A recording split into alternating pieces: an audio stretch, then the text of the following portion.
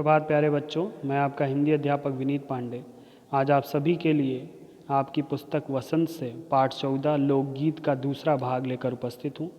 आइए पढ़ते हैं। पेज नंबर 99 पे देखिए। भोजपुरी में करीब 30-40 बरसों से विदेशिया का प्रचार हुआ है। गाने वालों के अनेक समूह इन्हें गाते हुए देहात में फिरते हैं।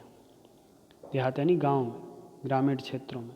उधर के ज़िलों में, विशेषकर बिहार में, विदेशिया से बढ़कर दूसरे गाने लोकप्रिय नहीं हैं। बिहार में वो ज़्यादा लोकप्रिय है।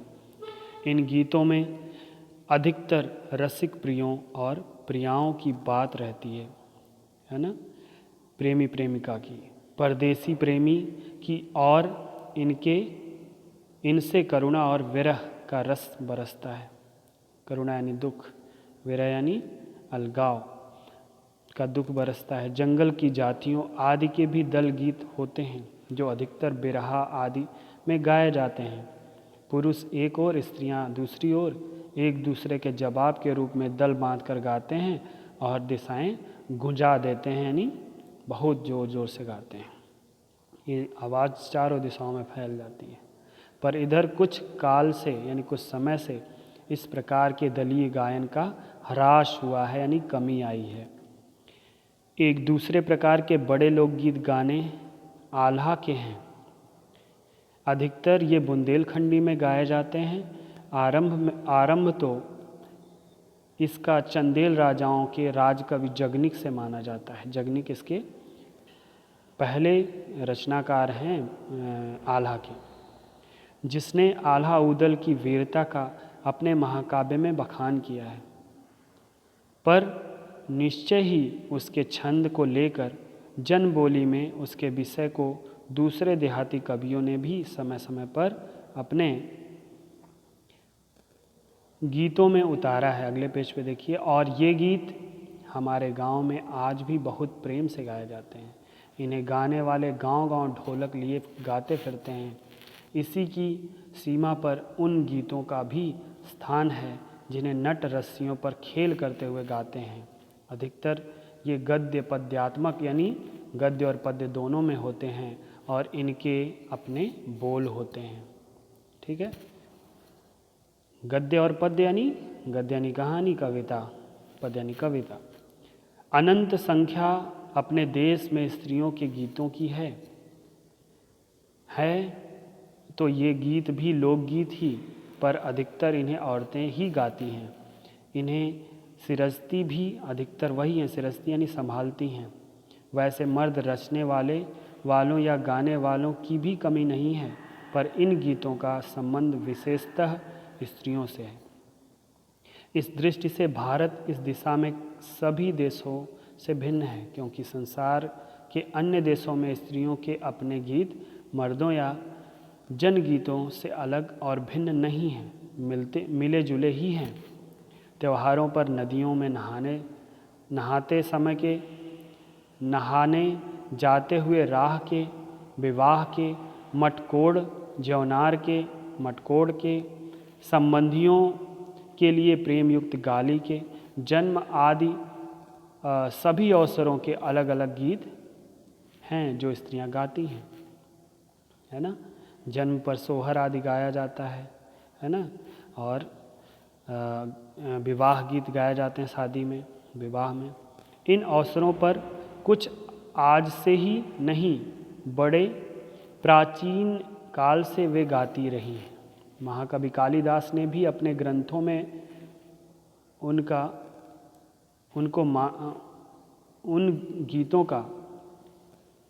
उनके गीतों का हवाला दिया है यानी उनका परिचय दिया है, उनके बारे में बताया है।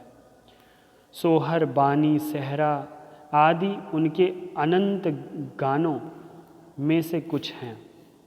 वैसे तो 12 मासे पुरुषों के साथ नारियां भी गाती हैं। एक विशेष बात यह है कि नारियों यानी स्त्रियों के गाने साधारणतः अकेले नहीं गाए जाते, दल बांधकर गाए जाते हैं। अनेक कंठ एक साथ फूटते हैं। यद्यपि अधिकतर उनमें मेल नहीं होता, फिर भी त्योहारों और शुभ अवसरों पर वे बहुत ही भले लगते हैं, बहुत ही अच्छे लगते हैं। गांव और नगरों में गायिकाएं भी होती हैं जो विवाह, जन्म आदि के अवसरों पर गाने के लिए बुला ली जाती हैं, विशेष रूप से उन्हें बुलाया जाता है। सभी ऋतुओं में स्त्रियां उल्लसित यानी प्रसन्नचित्त होकर दल बांधकर गाती हैं, पर होली, बरसात की कजरी आज तो उनकी अपनी अपनी चीज़ है जो सुनते ही बनती है, यानी बहुत अच्छी लगती है सुनने में। पूरब की बोलियों में अधिकतर मैथिल कोकिल विद्यापति के गीत गाए जाते हैं, पर सारे देश के कश्मीर से कन्याकुमारी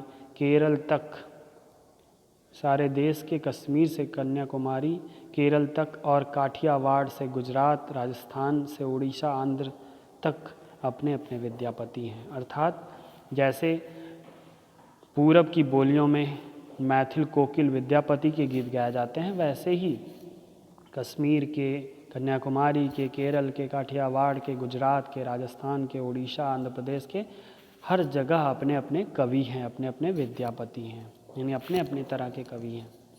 स्त्रियां ढोलक की मदद से गाती हैं। अधिकतर उनके गाने के साथ नाच का भी पुट होता है। पुट मतलब मिश्रण, नाच भी उसमें शामिल होता है।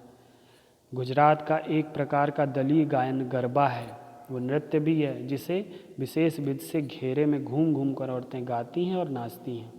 यहाँ नहीं लिखा है नृत्य, लेकिन ये गरबा नृत्य भी है। साथ ही लकड़ियाँ भी बजाती जाती हैं जो बाजे का काम करती हैं।